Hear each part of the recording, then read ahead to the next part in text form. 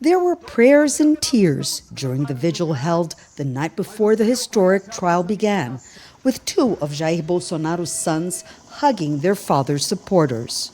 The following morning, protesters gathered outside the gated community where the former president is under house arrest. They celebrated the trial they hope will put Bolsonaro behind bars, until an angry neighbor tore down their banner, showing just how deeply divided Brazilians remain. Bolsonaro watched the trial broadcast live on television from home, while hundreds of journalists flocked to the Supreme Court for the opening session. It was the first of 8 sessions that will determine Bolsonaro's fate. In his opening remarks, Supreme Court Justice Alexandre de Moraes promised a fair trial based on evidence, sending a clear message to U.S. President Donald Trump, who has been exerting economic pressure to stop what he calls a witch hunt against his longtime ally.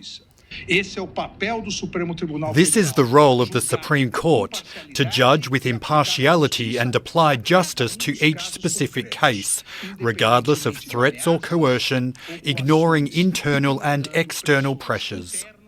General Prosecutor Paulo Gonet laid out his case, explaining why he believes Bolsonaro is guilty of plotting a coup to stay in power after losing the 2022 election to Luiz Inacio Lula da Silva, and why the former president and 7 co-defendants should be in prison. The coup was not completed because, despite persistent attempts by those accused, it did not obtain the support of the army and Air Force commanders.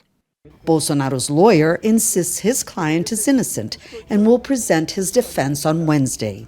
While the trial was underway in the Supreme Court, the building behind me just a few meters away in Congress, Bolsonaro's supporters were already discussing a bill that would pardon the former president in case he is convicted.